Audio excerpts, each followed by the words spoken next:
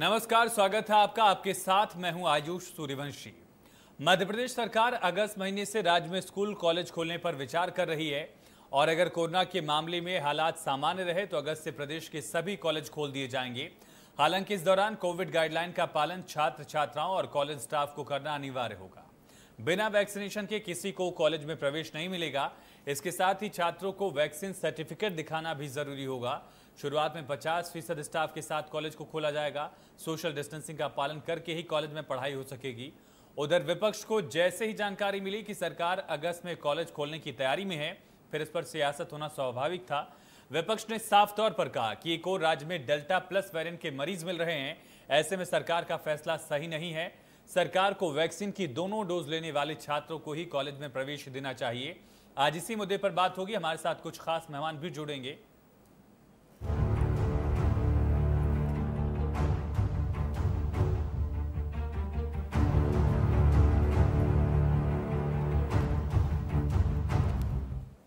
तो मध्य प्रदेश में कोरोना के हालात सुधरते ही सरकार एक्शन मोड में आ गई है। अगर हालात सामान्य रहे तो अगस्त में कॉलेज खोल दिए जाएंगे।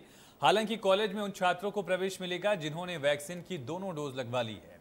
लेकिन विपक्ष है कि पूरे मामले पर सियासत करने से पीछे नहीं है। पूर्व सीएम कमलनाथ के ट्वीट के बाद कांग्रेस नेताओं ने भी सरकार पर इस मसले को लेकर जमकर सवाल दागे, जमकर हमला बोला है।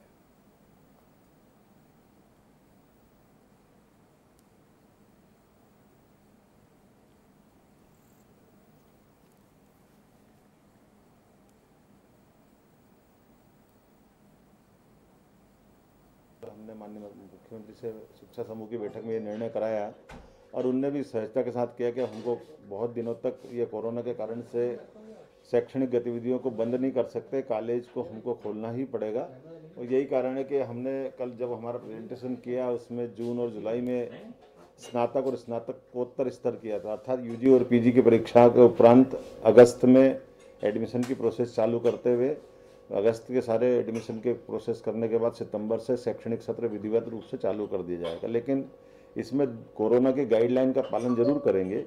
जैसे हमारी 50% की छात्र संख्या के आधार पर हम उनको कॉलेज में बैठने के लिए ऑफलाइन पढ़ाई चालू करवाएंगे। साथ ही साथ वैक्सीनेशन के दोनों डोज लगने के लिए उनका अपना सर्टिफिकेट जो मोबाइल में होता है वो लेकर आने की बाध्यता होगी। 2 डोज के बाद ही हम उनको आने के लिए अनुमति देंगे।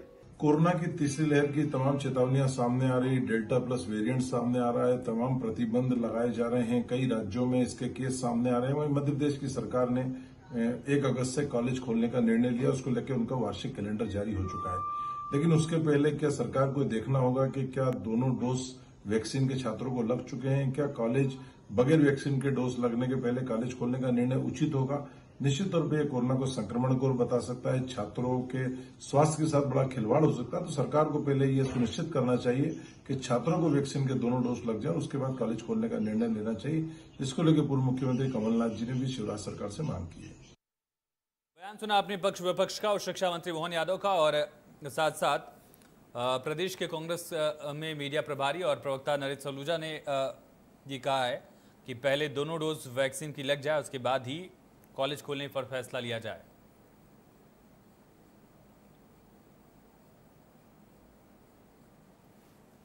चलिए, इसी पर चर्चा के लिए हमारे साथ कुछ खास मेहमान जुड़ चुके हैं जिनका तारुफ आपसे करा दें।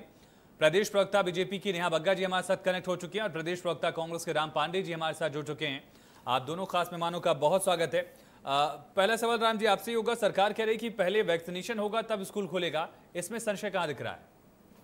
कहीं नहीं दिख रहा है। तो यही बात तो हम कह रहे हैं कि हाँ, दोनों डोज लगा दीजिए और उसके बाद खोलिए। वही उनकी सुरक्षा के साथ खिलवाड़ नहीं होना चाहिए। यदि विद्यार्थियों को कुछ होता है तो फिर वो विद्यार्थियों का तो नुकसान होगा ही, और बाद में वो ये सब जगह स्प्रेड होगा। जो अभी तक जो सब कुछ किया है वो सब बेकार चला जाएगा। तो हमारा कहना यही है कि आप अगस्त से खोलें या सितंबर से खोलें, पूरी तैयारियों के साथ खोलें और पूरा वैक्सीनेशन का भी ध्यान रखा जाए। और 1-1.25 साल से कॉलेज बंद हैं, तो कॉलेजों का जो काम है, मेंटेनेंस है, उस पर भी ध्यान दिया जाए कि भाई बच्चे जा रहे हैं पढ़ने के लिए, तो जो कॉलेजों की जो व्यवस्था है, कॉलेज का फर्नीचर है, पंखे हैं, ट्यूबलाइट है, टॉयलेट्स है, सारी चीजों की व्यवस्थाएं अच्छी होनी चाहिए। क्योंकि मैं जहां तक समझता हूं, मध्य प्रदेश में खासकर सरकारी कॉलेज और प्राइवेट कॉलेज में जमीन आसमान का अंतर है। और पढ़ाई की दृष्टि से भी देखा जाए तो सरकारी कॉलेजों में मध्य प्रदेश के में उस तरह की पढ़ाई नहीं होती है जैसी होनी चाहिए, इसलिए बच्चे ज्यादातर कोचिंग में जाते हैं और ज्यादातर ट्यूशन पढ़ते हैं। तो पूरा सार यही है कि पूरी तैयारियों के साथ खोलें, क्योंकि ये सरकार जो काम करती है बगैर तैयारी के करती है। जैसे पहले लॉकडाउन लगा था तो बगैर तैयारी के लगा तो लाखों मजदूर परेशान हुए, पूरी दुनिया परेशान हुई, पूरा हिंदुस्तान परेशान हुआ। दूसरा लॉकडाउन लगा तो रैलियां चल रही थी तो वो भी बगैर तैयारी के हुआ, ऑक्सीजन के लिए परेशान रहे। राम जी, ठीक है, मैं समझ गया। कांग्रेस ये कह रही कि पहले दोनों डोज वैक्सीनेशन के हो जाएं, फिर कॉलेज शुरू की जाए। लेकिन यहाँ जी इस निष्कर्ष पर आना कि 1 अगस्त से कॉलेजेस को शुरू किया जाएगा, इस पर विचार किया जा रहा है। ये कहाँ तक संभव हो पाएगा? अगस्त महीने में 21 जून से वैक्सीनेशन का महाअभियान शुरू किया गया, उसके पहले युवाओं के लिए जो डोजेस थी उसमें सभी राज्यों को दिक्कत आ रही थी। अब हालांकि डोजेस उपलब्ध हो रही हैं, लेकिन जो छात्र वैक्सीनेट हो जाएं, अगस्त तक मुमकिन हो पाएगा क्या? आयुष जी, मुझे लगता है कि मुख्यमंत्री जी ने बहुत स्पष्ट तौर पे ये कह दिया है कि अभी स्कूल कॉलेजेस खोलने का सरकार का कोई विचार नहीं है। मुझे नहीं पता कि कांग्रेस के प्रवक्ता हो या कमलनाथ जी हो या आपके पास कहां से ये जानकारी आई है कि अगस्त में स्कूल्स खुलने जा रहे हैं। ऐसा कोई मेमोरेंडम आ गया है क्या? मुझे नहीं लगता कि सरकार की ओर से ऐसा कोई मेमोरेंडम अभी तक आया है। कल जो बैठक हुई है कैबिनेट के मिनिस्टर्स के साथ में, उस पर स्पष्ट कहा गया है कि स्कूल्स के रखरखाव को लेकर सरकार द्वारा तैयारियां की जा रही हैं। जो बच्चे एग्जाम्स में नहीं बैठ पाए या फेल हो गए या किसी वजह से एब्सेंट रहे, अगर वो दोबारा से परीक्षा देना चाहते हैं तो इस पर विचार करा जाएगा कि इसका क्या प्रक्रिया होगी।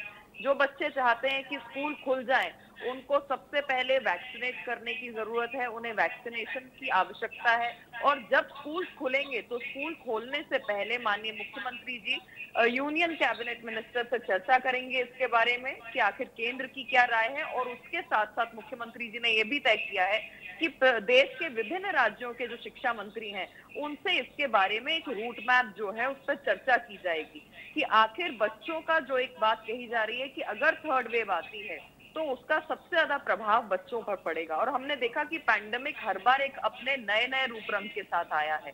जहां तक है वैक्सीनेशन की बात, तो वैक्सीनेशन का हमने देखा कि जब महाअभियान की शुरुआत हुई तो शुरुआत होते ही 21 तारीख को अगर कोई राज्य सबसे नंबर 1 पे रहा वैक्सीनेशन में तो वो मध्य प्रदेश रहा, और विश्व के पटल पर मध्य प्रदेश ने अपना नाम को दर्ज कराया है।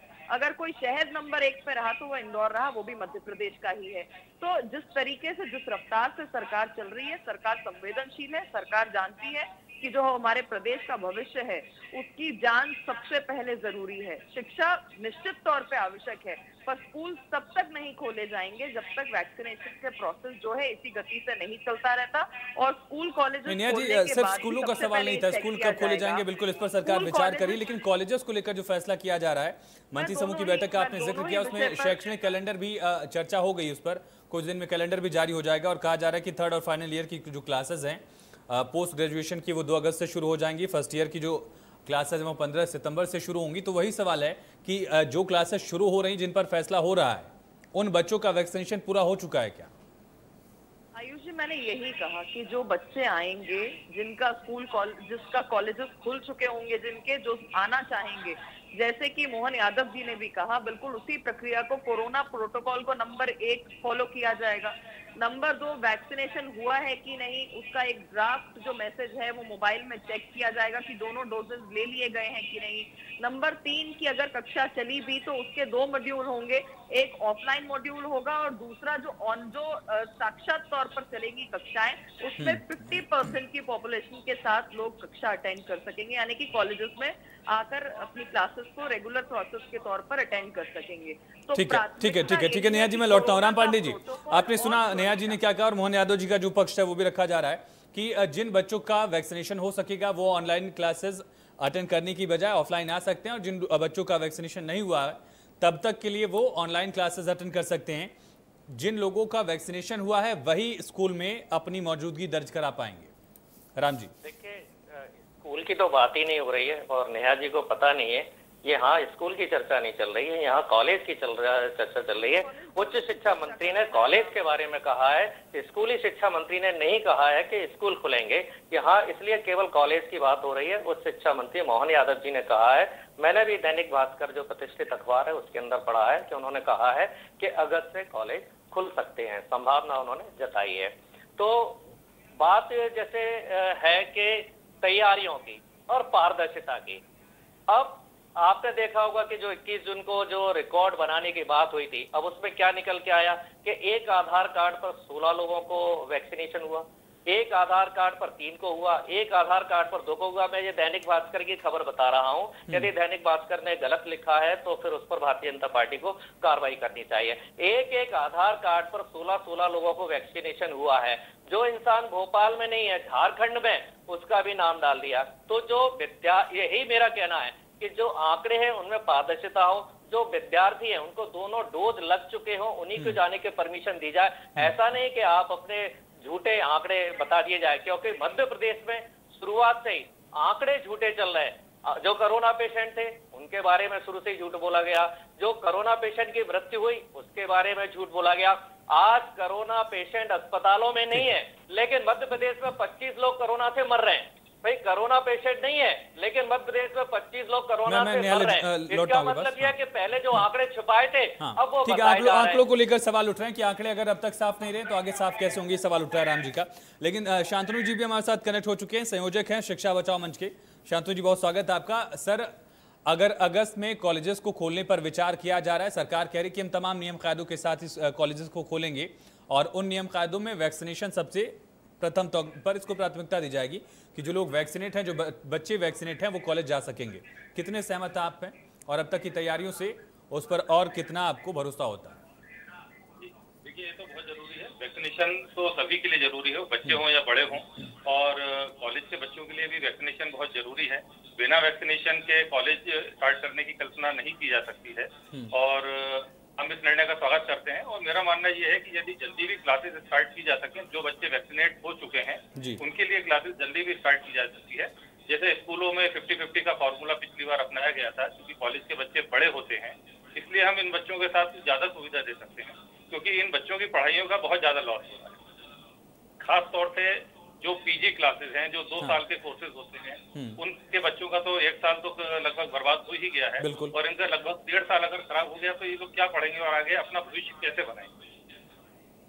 ठीक है नेहा जी, आप जवाब देना चाह रही थी राम जी का, लेकिन जो बड़ा सवाल है नेहा जी कि 21 तारीख से वैक्सीनेशन युवाओं के लिए खुले तौर पर केंद्र सरकार की जिम्मेदारी से शुरू किया गया। फर्ज करिए अगर अगस्त में स्कूल खुलते हैं और जो बच्चे वैक्सीनेटेड हैं उनको अलाउ किया जाता है, जो बच्चे वैक्सीनेटेड नहीं है उनको अलाउ अगर नहीं किया जाता है, तो उनमें गलती किसकी है? उन बच्चों की तो गलती है नहीं। ऑफलाइन एजुकेशन को हमेशा प्रायोरिटी दी जा रही है, इस कोरोना काल में भी ऑनलाइन एजुकेशन को सिर्फ मजबूरी माना जा रहा है। तो अगर बच्चों को उसके बावजूद ऑनलाइन एजुकेशन पर डिपेंड होना पड़ेगा तो वो गलती किसकी होगी? क्या वो बच्चों की गलती है? आयुष जी, देखिए, सबसे पहली बात है कि कांग्रेस के प्रवक्ता को आप बुलाते हैं तो टॉपिक बता दिया करिए, क्योंकि अगर बात हो रही है कॉलेजेस के रीओपन होने की तो वो कोरोना पे जाएंगे, डेथ रेट पर जाएंगे, वैक्सीन पर जाएंगे। तो मुझे बार बार फिर बताना पड़ेगा कि वैक्सीन की प्रॉफिटरिंग अगर कहीं पर हुई तो पंजाब में हुई, डेथ रेट कहीं पर सबसे ज्यादा रहा तो वो पंजाब महाराष्ट्र में रहा। फिर ये गरीबी पे आ जाएंगे, पेट्रोल डीजल पे आ जाएंगे। तो मेरे पास भी ऐसे तमाम सारे इनके कुतर्कों पर जवाब देने के लिए बहुत सी चीजें हैं, पर क्योंकि हम यहाँ पर तर्क रखने के लिए बैठे हैं और बात कर रहे हैं कॉलेजेस के रीओपन होने की। आपने कहा कि फर्ज कीजिए अगर अगस्त से खुल जाते हैं तो ये कोरोना अजम्पशन के साथ नहीं चल सकता आयुष। मैम मैंने इसीलिए कहा फर्ज कर लीजिए, क्योंकि ये कहा गया कि अगस्त में स्कूल खोलने पर विचार किया जा रहा है, मैंने इसलिए फर्ज करवाया आपको। हमारी तैयारियां चल रही हैं, हमारी तैयारियां पूरी हैं खोलने के लिए। जो बच्चे कॉलेजेस आना चाहते हैं सबसे पहले वो वैक्सीनेट हुए हैं कि नहीं चेक किया जाएगा, और वैक्सीनेशन हो भी चुके हैं तो भी 50% बच्चे ही आ पाएंगे। आप मान लीजिए कि अगर सभी बच्चे वैक्सीनेट हो जाते हैं उसके बाद भी अभी कुछ प्रोटोकॉल आपको फॉलो करके चलना पड़ेगा, आपको कुछ सेफ्टी मेजर्स लेने पड़ेंगे। इसीलिए ऑफलाइन और ऑनलाइन दोनों मोड्स को सरकार एक्सेप्ट करके चल रही है ताकि बच्चों की पढ़ाई में कहीं पर भी किसी प्रकार की कोई परेशानी ना आए। नेहा जी, अभी मैं इस पर नहीं जा रहा कि ऑनलाइन एजुकेशन कितना अफोर्डेबल है, कितने बच्चों के पास मोबाइल है, कितने बच्चों के यहाँ नेट है, कितने बच्चों के पास बिजली है, ये अलग सवाल हो जाएगा, इसलिए मैं इस पर नहीं जाना चाह रहा। लेकिन इसको लेकर कोशिशें क्या की जा रही है आने वाले वक्त में एजुकेशन के लिहाज से भी कितना अहम होगा ये? नहीं, निश्चित ही नए चैलेंजेस हैं और नए चैलेंजेस के साथ हमने टेक्नोलॉजी के साथ आगे चलना भी सीखा है। उदाहरण के तौर पर आप हम पहले बैठकर डिबेट करते थे तो स्टूडियो में करते थे, पर अब आप स्टूडियो में करते हैं, मैं और राम जी घर से बैठकर करते हैं। टेक्नोलॉजी का हम भी एक तरीके से इस्तेमाल कर रहे हैं, बच्चों को भी उसी तरीके से उसको अडेप्ट करना पड़ रहा है। किसी के पास अभी मोबाइल नहीं था, किसी ने मोबाइल ले लिया है, कोई मोबाइल ले लेगा, और नहीं भी लेगा तो कोई। नेहा जी, मुझे ये ऑप्शन संस्थान की तरफ से दिया गया कि मैं स्टूडियो में बैठकर आपसे चर्चा कर सकूं। आपके यहाँ हो सकता है अच्छा बेहतर नेट होगा, वाईफाई लगा होगा, लेकिन हर बच्चे के पास ये नहीं है। इसीलिए मैंने कहा कि ऑनलाइन एजुकेशन पर मैं डिबेट नहीं कर रहा अभी, इसको थोड़ा सा किनारे रखते हैं। ठीक है नेहा जी, मैं लौटता हूँ मैं आपके पास। राम जी, जो सवाल उठ रहा है कि अगर नॉन वैक्सीनेटेड बच्चों को ऑनलाइन एजुकेशन लेनी पड़ती है तो ये गलती किसकी है? राम जी, ये गलती आप सिस्टम बोल दीजिए, सरकार बोल दीजिए, कुछ भी बोल दीजिए, परिस्थितियां बोल दीजिए, लेकिन बात ये है कि हमें तैयारी पूरी रखना चाहिए। जो ऑनलाइन बच्चे हैं तो उनको आप लैपटॉप या एंड्रॉयड मोबाइल की व्यवस्था कराइए। अब इस कोरोना काल में 1-1.25 साल में आप ये समझ लीजिए कि जो बच्चों के पास एंड्रॉयड फोन नहीं है या लैपटॉप नहीं है, वो सब्जी की दुकान लगा रहे हैं और चाय बेच रहे हैं, और उन्होंने पढ़ाई को छोड़ दिया है। और मध्य प्रदेश में वैसे भी जो बच्चे कॉलेज में पहुंचते हैं, 50% बच्चे तो कॉलेज में पहुंच ही नहीं पाते हैं। अब ये परसेंटेज और बढ़ जाएगा। तो सरकार को चाहिए कि यदि आप उनके ऑनलाइन यदि वो हैं तो उनकी कुछ व्यवस्था की जाए। दूसरा बात वही आती है कि सरकार यदि स्कूल कॉलेज खोल रही है, खासकर कॉलेज खोल रही है, तो पूरी तैयारियों के साथ खोले। स्कूल का तो मैं इसलिए नहीं बोल सकता हूँ क्योंकि स्कूल के बच्चों के अभिभावकों ने जब स्कूली शिक्षा मंत्री से कहा कि भाई फीस बहुत ज्यादा है, कम कराइए, तो स्कूली शिक्षा मंत्री ने कहा कि आप तो मर जाओ, आंदोलन करना है करो, मेरी तरफ से तो आप मर जाओ। तो ये इनके शिक्षा मंत्री के वक्तव्य हैं। 5 शिक्षा मंत्री हैं मध्य प्रदेश में, स्कूली शिक्षा मंत्री, उच्च शिक्षा मंत्री, तकनीकी शिक्षा मंत्री, चिकित्सा शिक्षा मंत्री, आयुष शिक्षा मंत्री। तो देखा जाए तो मुख्यमंत्री को 5 को बुलाकर मीटिंग करना चाहिए और 5 को बुलाकर बोलना चाहिए कि भाई आप अपने स्कूल कॉलेज की व्यवस्थाएं दुरुस्त कीजिए। जिनका वैक्सीनेशन हुआ है उनको परमिशन दीजिए, जिनका दोनों का हुआ है। फर्जी काम नहीं होना चाहिए कि एक आधार कार्ड पर 16 लोगों को लग गया। ये विद्यार्थियों की बात है, विद्यार्थियों के भविष्य के साथ और उनकी जान के साथ खिलवाड़ नहीं होना चाहिए। ठीक है शांतु जी, फिलहाल इसको लेकर कोशिश कितनी जरूरी है, क्योंकि लगातार एकेडमिक लिहाज से अगर देखा जाए तो नुकसान बहुत हो रहा है, चाहे बच्चों की पढ़ाई के हिसाब से बात करें या फिर उसका जो नतीजा आगे आने वाली नस्लों पर दिखेगा, प्रोडक्टिविटी के मामले में या क्रिएटिविटी के मामले में, इस पर भी कई सारे सवाल हैं। अब इस वक्त केसेस कम हो रहे हैं, थर्ड वेव की आहट भी है, लेकिन इसके बावजूद एजुकेशन को लेकर क्या कोशिशें होनी चाहिए? शांतु जी, आपको आवाज मिल रही मेरी? हाँ जी। हाँ सर, मेरा सवाल यही था कि आखिर अब जो वक्त आ रहा है, लगातार केसेस कम हो रहे हैं, लेकिन इसके बावजूद फंगस के केसेस या थर्ड वेव की बात कही जा रही है, लेकिन इस मुश्किल दौर में भी पढ़ाई को लेकर फैसले लिए जाएं, कोशिशें की जाएं, वो कितना जरूरी है और सरकार कितनी कोशिश कर रही है आपके लिहाज से? जी देखिए, ये तो बहुत जरूरी है क्योंकि बच्चों की शिक्षा हो, भले स्कूल की शिक्षा हो या कॉलेजों की शिक्षा हो, शिक्षा एक ऐसी चीज होती है कि यदि उसमें ब्रेक आ जाए तो बाद में उसको रिकवर करना बड़ा मुश्किल होता है। शिक्षा बचाओ मंच ने आज एक मुख्यमंत्री जी से भी, सरकार से एक निवेदन किया था कि जो बच्चे गरीब हैं, खासतौर से आरटी स्कूल के जो बच्चे हैं, इनकी संख्या लगभग हर क्लास में 20% के करीब रहती है। इन बच्चों के पास ना तो मोबाइल है ना इंटरनेट कनेक्शन रहता है। इनकी पढ़ाई पिछले 1 साल से पूरी तरीके से पिछड़ गई है, और चूंकि ये थोड़ा से गरीब तबके के रहते हैं, हर परिवार में जो ये पढ़ाई नहीं कर पाते हैं, तो इसके लिए हमने सरकार से निवेदन किया है कि इन बच्चों को ऑफलाइन क्लासेस के लिए पूरा कोविड प्रोटोकॉल का पालन करते हुए इनको अनुमति दी जाए, जिससे इनकी पढ़ाई का लॉस न हो। ठीक है नेहा जी, आप कुछ कहना चाह रही थी, लेकिन जो बड़ा सवाल है नेहा जी की, फिलहाल एजुकेशन भी प्रभावित ना हो और बच्चों पर भी इसका प्रभाव ना पड़े, इन दोनों चीज़ों को पैरेलल लेकर चलना है, सरकार के सामने चुनौती है। यकीनन सरकार इस पर कोशिश भी कर रही है, लगातार चर्चाएं हो रही हैं, लेकिन संभव कैसे होगा?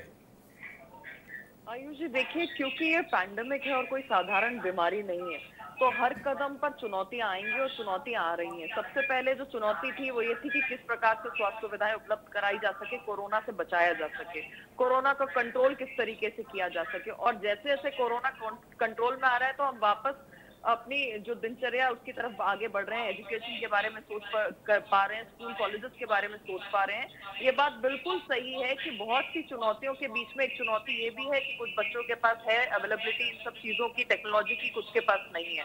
और जिस तरीके से शांतनु जी कह रहे थे, मैं बिल्कुल उस बात से सहमत हूँ। बहुत से बच्चे ऐसे होंगे जो विलेजेस से होंगे, गाँव के होंगे, रिमोट एरियाज के होंगे, जिनके पास मोबाइल नहीं होंगे, और मोबाइल होंगे भी तो उन्हें वो टेक्नोलॉजी का शायद इस्तेमाल करना नहीं आता होगा, क्योंकि शायद अभिभावक उतने पढ़े लिखे नहीं होंगे। तो चुनौतियां जरूर है, पर सरकार कदम कदम पर ये निर्णय ले रही है कि आखिर कौन सी ऐसी व्यवस्था बन सकती है कि ऑफलाइन और ऑनलाइन माध्यम से जो कॉलेजेस हैं, जो स्कूल्स हैं, उनको सुचारू रूप से चलाया जा सके। और इसीलिए अभी जो निर्णय लिया गया है वो ये है कि कॉलेजेस के बच्चों को सबसे पहले वैक्सीनेट होना पड़ेगा। वैक्सीनेट होने के बाद भी 50% की आबादी के साथ कॉलेजेस को चलाया जाएगा और ऑफलाइन और ऑनलाइन दोनों माध्यम से पढ़ाई को आगे बढ़ाया जाएगा। ठीक है राम जी, इस आश्वासन से संतुष्ट हैं विपक्ष में रहने के नाते? जी, इसमें ये और जोड़ देना चाहिए, जैसे 50% का है ना, तो जैसे बच्चों को अल्टरनेट डे भी किया जा सकता है कि 50% बच्चे मंडे आ रहे हैं तो 50% बच्चे ट्यूसडे आ रहे हैं, तो व्यवस्था में सुधार तो किया जा सकता है। ठीक है शांतनु जी, आखिरी में आपसे जानना चाहेंगे, अगर इस तरह से कायदे अपनाए जाते हैं, एजुकेशन भी साथ साथ चले और पेंडेमिक खत्म होने वाला नहीं इतनी जल्दी, तो हम जानते ही हैं, बच्चों को भी अपनी जिम्मेदारी जवाबदेही समझनी होगी। बिल्कुल ठीक बात है, बच्चों को तो अपनी जवाबदेही समझनी पड़ेगी। मेरा एक हमेशा से निवेदन ये रहा है, क्योंकि जो बच्चे उच्च वर्ग के रहते हैं, जो थोड़े शिक्षित बच्चे हैं, उन लोगों के लिए तो सब तरह की सुविधाएं हो जाती हैं, लेकिन गरीब तबके के बच्चे के लिए, खासतौर से जो आरटी के तबके के जो बच्चे हैं, उनके लिए कौन सोचेगा? उनके लिए तो चूंकि हम एक स्कूल या कॉलेज के संचालक होने के नाते हम लोगों के लिए बहुत जरूरी है कि हम इन बच्चों के लिए हम जरूर सबसे पहले ध्यान दें, क्योंकि यदि इन बच्चों का भविष्य नहीं बन पाया तो कहीं ना कहीं भारत आगे जाके पिछड़ेगा, एजुकेशन के क्षेत्र में और हर क्षेत्र में। बिल्कुल, बहुत शुक्रिया नेहा जी आपका, राम जी आपका और शांतनु जी आपका इस सार्थक चर्चा में अपनी जिम्मेदारी निभाने के लिए, अपनी राय देने के लिए। हालांकि सरकार की तरफ से साफ किया गया कि जब तक वैक्सीनेशन नहीं हो जाता बच्चों को, तब तक कॉलेजेस को नहीं खोला जाएगा और उन्हीं बच्चों को इजाजत दी जाएगी कॉलेजेस में बैठने की जिन बच्चों का वैक्सीनेशन हो चुका है। लेकिन बड़ा सवाल यह है कि कब तक आखिर ऑनलाइन एजुकेशन के जरिए बच्चे पढ़ते रहेंगे, क्योंकि ऑनलाइन एजुकेशन हर बच्चे तक क्या पहुंच पा रहा है, ये अपने आप में एक बड़ा सवाल है। फिलहाल इसी सवाल के साथ दीजिए इजाजत, खबरें लगातार जारी।